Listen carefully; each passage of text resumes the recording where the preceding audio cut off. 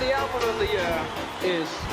Producer of the year, David Foster. David Foster. David Foster.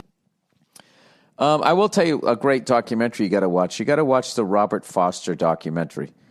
He's this legendary record producer who just has like this gift where he can, you know, hear a hit, make a hit, and all of that. But I'm got to tell you something, man. You watch this documentary. This dude is the closest thing to like if like Ron Burgundy was a real person. I mean, the guy's fucking ego is like, I don't even know where to begin. The stories that he told about himself, none of them had a left turn. Every one of them was, I had to do this and I didn't have enough time and I fucking crushed it. Now I'm panicked. And I walked from his sofa to his piano in his office. And in those 10 steps, I faked it and I sat down at the piano and this is what fell out. He's like, when I was a kid, my mother played on the piano and I immediately said, that's an E. And she was like, what? And I was like, that's an E. Apparently, when my mother was dusting the piano, I was 3, 4, 5 years old or whatever, and I yelled, that's an E. And she was going, what are you talking about? I said, that's an E you just hit. And I thought, oh, there's something wrong with this child. And she was like, oh my God, he has perfect pitch. He was telling these stories about himself. Then he told this weird story how like he had like 4 or 5 sisters, and his mother every morning would feed them like soggy fucking cornflakes and then make him bacon and eggs with toast. My mother would make my sisters a piece of toast in the morning before they went to school, and she'd cook me bacon and eggs. Every morning, and you're like, oh, well, there it is. You were the little prince, and all the other ones were like scrubbing the floor with toothbrushes. And at no point was he sort of alluding like, you know, it was fucked up. She was there playing favorites like that. The best part, right, is all the people around him who are just sitting there talking about how fucking amazing he is. You know, none of them questioning the guy's ego. This one fucking poor woman, I don't know what he had on her, but she's just like, you know, it's about time you did Broadway. I mean, she's literally pointing to a fake watch on her wrist. The notion of David coming to Broadway as, what has taken you so long, David? Come on now. Come on. It's time. He's sitting there going like fucking, I don't know. I can't even get it. It was like, and then Barbra Streisand told me she wanted an album that was all synthesizers. No drums, no bass, no French horn, no bassoon. Barbara said to me, David, I want this record to sound like it was not created on this planet. But I don't want you to use any orchestra. I only want you to use synthesizers. And I got to tell you, I killed it.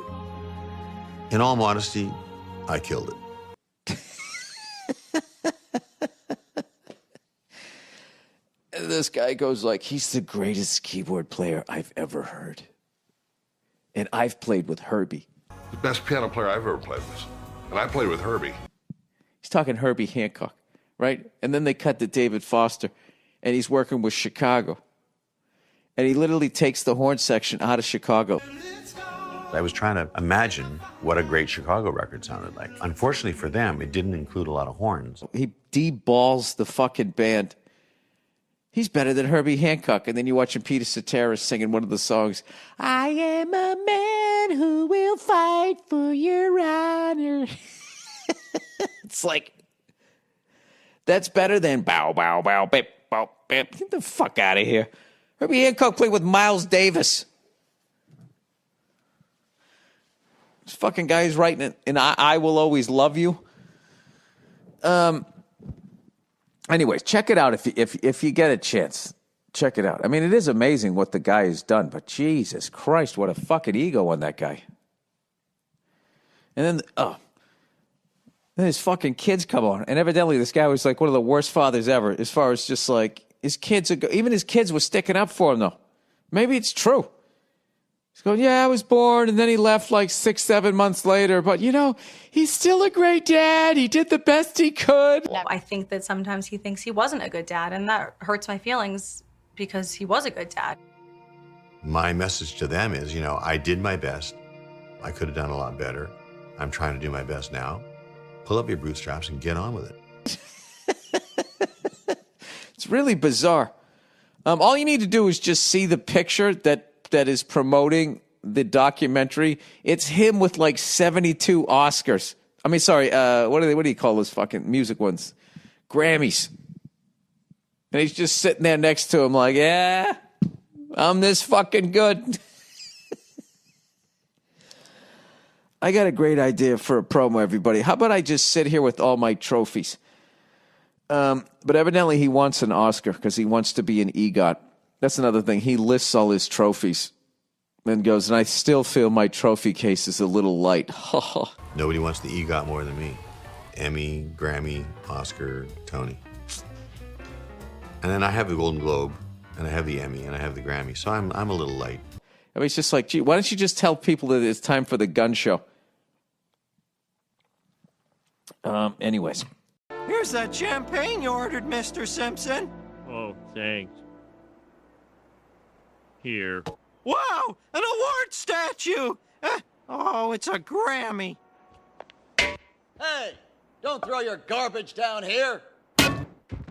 So my actions are fueled by passion, consumed by the fumes that spark attraction. There's a boom in the room, let the magic happen. Slow move to the tunes, got the music blasting. Well, I'm not a man of faith, but I'm a faithful man. So take my heart if you take my hand. I don't need a lot of things to make life feel grand. Hey, take my heart if you take my hand.